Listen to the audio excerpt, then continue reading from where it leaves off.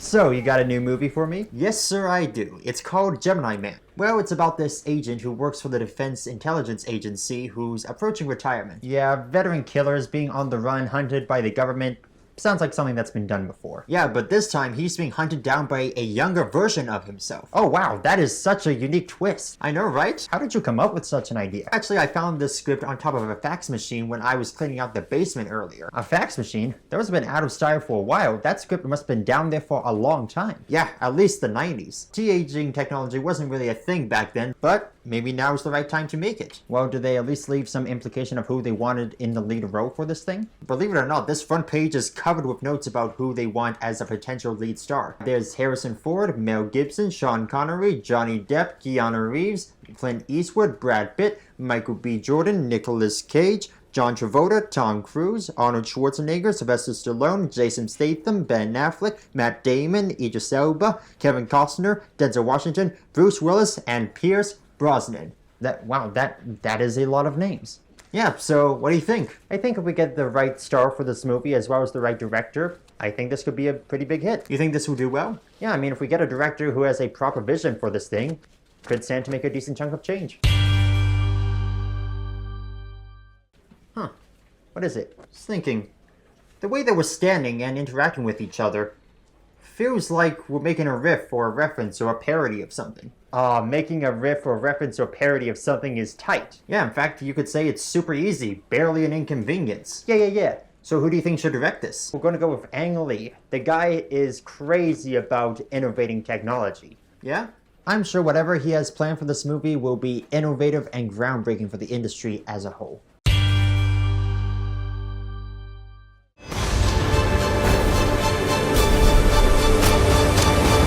Of all the people in the world to come after me, why would he send you?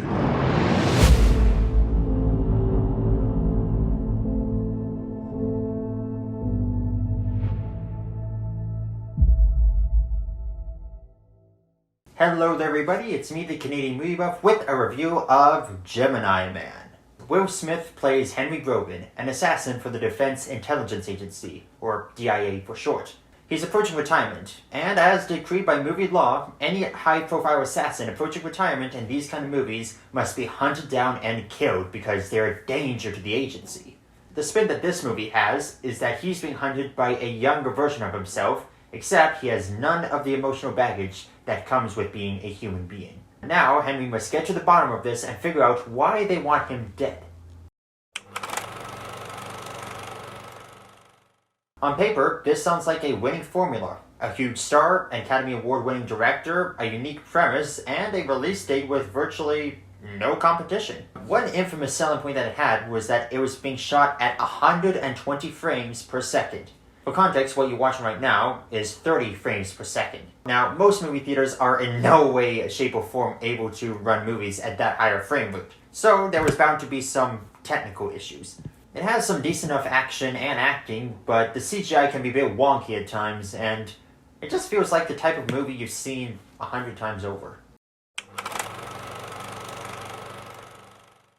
What I can appreciate about Will Smith is that he tends to go against type. The perception of Will Smith, both as an actor and as a person, is that he's this lovable goofball who can also do action movies, but he always has a quip or snarky remark for each moment. So it really says something when he takes on a role that requires him to be a bit more dramatic. And this movie was a pretty strong dramatic performance from him. I'm not saying it's award-worthy or anything, but for what the material he was given with and the story at hand, he did a good job making me believe that this was a serious character who we should, take seriously. I wasn't thinking, oh yeah, Will Smith is playing himself for the millionth time. And the moments where he plays his younger self are actually quite surprisingly good. The parts where his younger self is developing emotion and realizing what his true purpose is, it actually makes for some good emotional moments. It also helps that he's got a strong supporting cast in Mary Elizabeth Winstead and Benedict Wong. In the lesser movie, these characters would just be showing up whenever the plot needed them, but they stick alongside Henry throughout his journey, and they never really fall into character archetypes, like she's the hacker girl, or he's the weapons guy. It never feels like that. Now, for a movie that was in development as long as it was, and the premise that it is, the script must be really something special to get different actors and this kind of director to sign on. But story-wise, this is an 80s B-movie. Now, I'm not knocking B-movies in general, right? Because I know there are some actually entertaining B-movies. But I think the difference between a B-movie back then and a B-movie now is that a B-movie now kind of knows it has to be more than just premise in order to get people to see the movie. Whereas in the 80s, I think if you just had a crazy enough premise, it was enough for people to go check it out. And that's what I think the case was here with Gemini Man. The story isn't that strong, and it clearly shows. I've actually seen a lot of comments talk about how this is actually the plot to Metal Gear, and why they didn't just make this a Metal Gear movie. Now, I haven't played Metal Gear, so I can't say for sure if that's true or not, but if that's the case, then this movie isn't as original as I thought it was. Another cast member I want to bring attention to is Clive Owen as the bad guy, because of course he is. His voice sort of fluctuates between his natural British accent and this weird, southern US accent. There were moments where he would start off his dialogue in one accent and then sort of transition to the next. It's as if nobody really gave him the clarification as to whether he was supposed to be playing an American or a Brit. Or maybe Clive Owen was just doing a really bad Southern State accent. Regardless, that accent fluctuation really kept him back from being a bad guy, a really compelling villain. The action for this movie is alright, but when it gets to the hand-to-hand combat, it gets weirdly animated.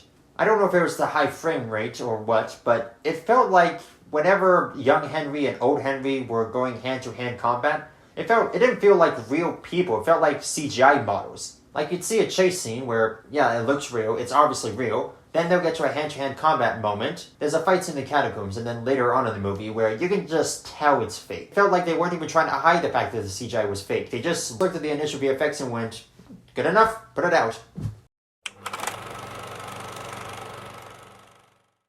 Gemini Man is one of those movies that could have been a really top-tier action movie, but it settles for being bland and mediocre. The plot isn't that strong, the action is decent at best, and the CGI is very wonky at times. The de-aging on Will Smith is definitely a highlight, and the acting is pretty solid, but it's just another ex-Special Forces or secret agent gets hunted down, and this one just happens to be starring Will Smith. I definitely think there's entertainment to be had, but I'd save it for Netflix. Alright, that's my review of Gemini Man. Have you seen it? What did you think about it? Leave your answers in the comments down below. Leave a like if you enjoyed the video. Subscribe and hit the bell icon if you're new here. And as always, this is the Canadian Movie Buff saying, I hope you had a fantastic weekend at the movies. See ya!